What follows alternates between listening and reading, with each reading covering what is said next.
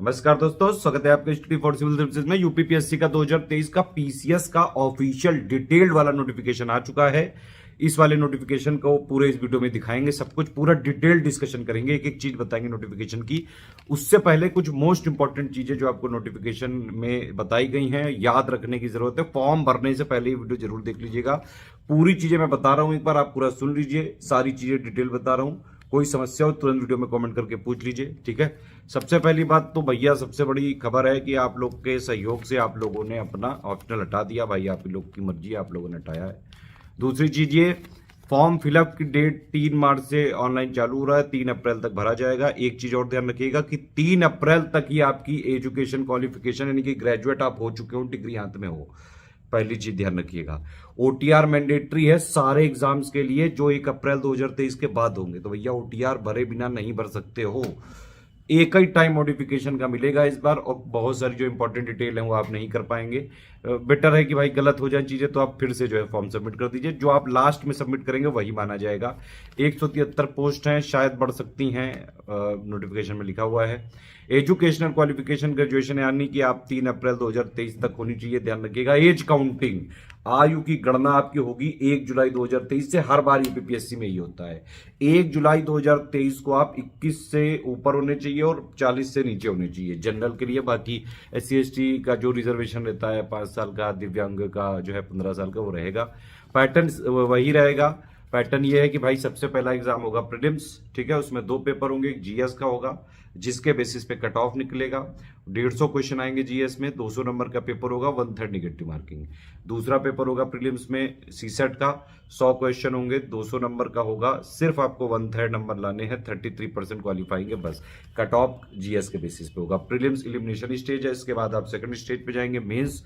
Mains में 1500 number का paper होगा, 150 का एसे, 150 का हिंदी, और जीएस 1 2 3 4 5 6 ऑप्शन तो हट गया हो, ये मजा आ गई। और उसके बाद 100 नंबर का इंटरव्यू है। 1500 ऑप्शनल प्लस 100 नंबर का इंटरव्यू मिला के ही फाइनल सिलेक्शन हो सकता है। एक और चीज, नॉर्मल ग्रेजुएट वालों के लिए भी वैकेंसियां होती हैं। यूपीपीएससी की ये आदत है, हर बार ये लोग जो स्पेशल क्वालिफिकेशन होता है बस उसी को लिखते हैं अलग से। इसका यह मतलब नहीं कि नॉर्मल ग्रेजुएट की वैकेंसी ही नहीं है। नॉर्मल ग्रेजुएट की वैकेंसी है और नॉर्मल ग्रेजुएट इनको फिल कर सकते हैं। जितनी भी ये वाली पोस्ट है जो जनरल वाली, एसडीएम, डीएसपी, जितनी भी इन सब की पोस्ट आएंगी वो सारी मैक्सिमम पोस्ट जो है नॉर्मल ग्रेजुएट वाले भर सकते हैं। कुछ में स्पेशल क्वालिफिकेशन मांगी जाती है, ये लोग उसी को लिखते हैं सिर्फ, ठीक है। इनमें से कुछ पोस्ट ऐसी भी हैं जो सिर्फ रिटर्न के बेसिस पे लेंगी सिलेक्शन, कुछ ऐसी हैं जो रिटर्न प्लस इंटरव्यू पे लेंगे। वो सारी डिटेल आप देख लीजिए एक बार, नोटिफिकेशन में मैं दिखा रहा हूँ। कि अगर आप यूपीपीएससी के किसी भी एग्जाम की तैयारी करते हैं, ये फ्री टेलीग्राम हमारा जरूर ज्वाइन कर लीजिएगा। इनवाइट लिंक के ऊपर ये लिखा आना चाहिए, वीडियो के डिस्क्रिप्शन में जो लिंक दिए उसी से ज्वाइन करिए। हमारा कोई भी पेड ग्रुप लेने के लिए सिर्फ यही 3 नंबर है, 8564880530, 7523864455, 9696066089। अभी लास्ट के 60-65 दिनों के लिए हमारा प्री का क्रैश कोर्स चालू हो रहा है 4 मार्च से। उसमें आप एडमिशन ले सकते हैं। 780 पेजेस हैं करीबन, उनको पढ़ के प्रीलिम निकाला जा सकता है। ये देख सकते हैं आप, इस तरह से फॉर्म है। ये 3 तारीख से ऑनलाइन चालू है और 3 अप्रैल तक जो है फीस वीस जमा की जा सकेगी। फाइनली सबमिट 6 अप्रैल तक किया जा सकता है। साफ साफ लिखा है भाई, ओटीआर भरना पड़ेगा, साफ बात है। इसमें लिबी लिबिर मत करो, चुपचाप भर लीजिए। ओटीआर के बिना नहीं कर पाओगे, इसमें मीन्स कुछ नहीं हो पाएगा। बाकी सारी चीज़ें ऐसी फॉर्मेलिटी वाला लिखा है। एक चीज़ है कि भाई प्रीलिम्स के टाइम कोई डॉक्यूमेंट नहीं भेजने हैं आपको। मेन बातें मैं बता रहा हूँ, आप एक बार इसको हो सके तो पढ़ लीजिएगा पूरा। जो मेन बातें वो मैं बताते रहा हूँ। सिर्फ एक टाइम मॉडिफिकेशन करोगे हो सकता है, और उसमें भी इतने सारे इनके टर्म्स एंड हैं भाई कि आप जो है अगर मॉडिफाई भी क्या क्या चीज़ें नहीं कर सकते हो वो पहले ही लिख दिया है।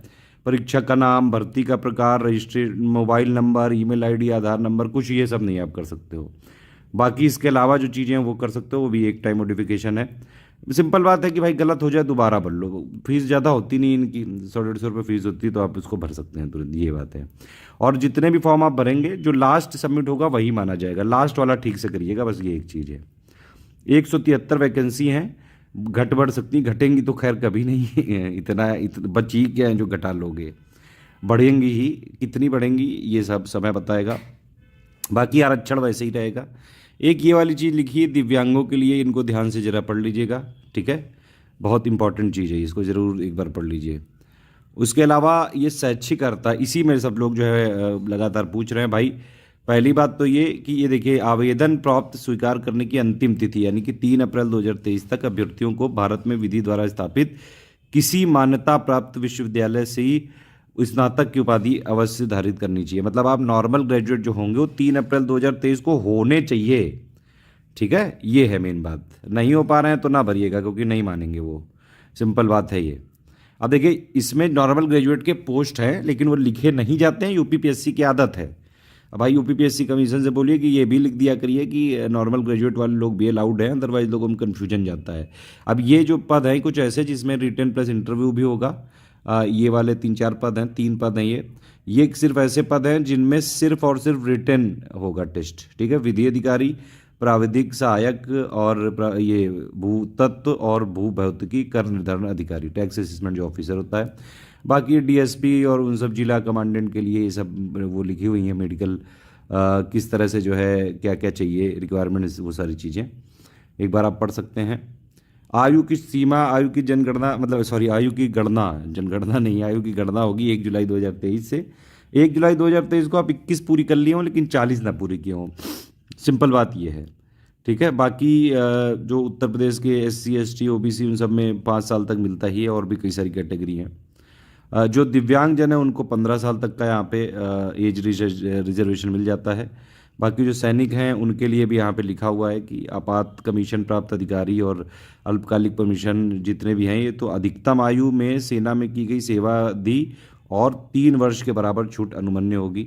ठीक है, तो ये सारी चीज़ मेंस के टाइम पे आपके डॉक्यूमेंट भेजने पड़ेंगे।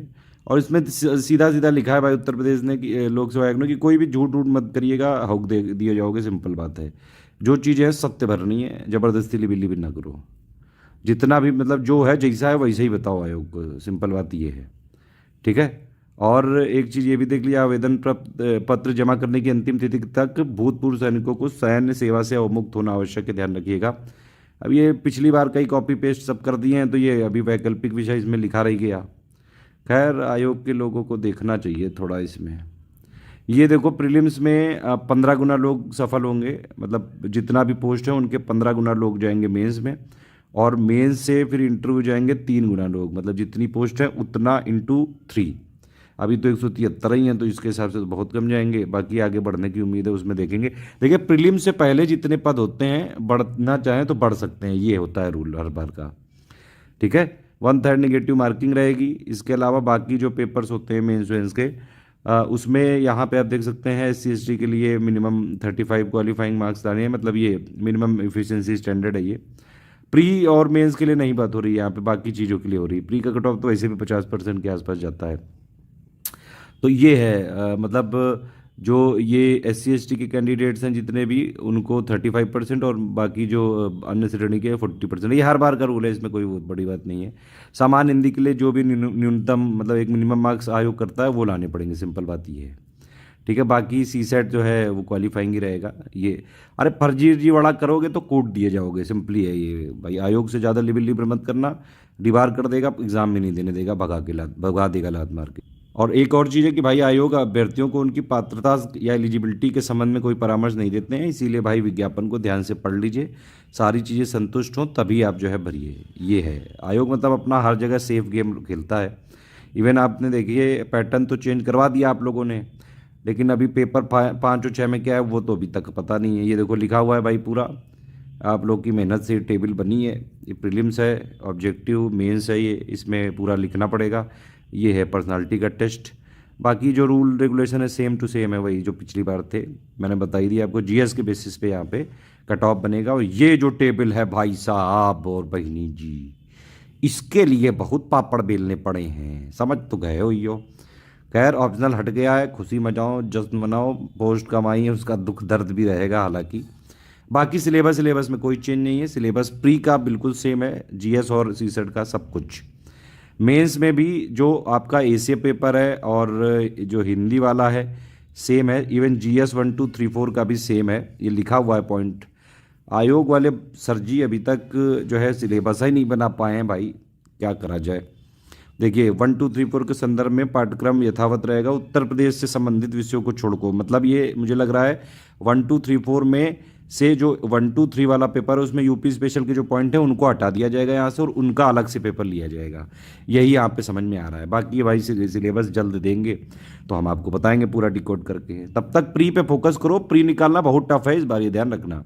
बड़े बड़े जो है खिलाड़ी धाराशाही होने वाले हैं इस बार। एक तो पोस्ट कम है, पोस्ट तो शायद बढ़ जाएंगी लेकिन फिर भी प्री टफ है इस बार, थोड़ा सा गेम अलग रहेगा। हमारा क्रैश कोर्स अभी चल रहा है, 780 पेजेस को पढ़ के आप आराम से प्री निकाल सकते हैं। हमारे नंबर पे कॉल करके एडमिशन ले सकते हैं।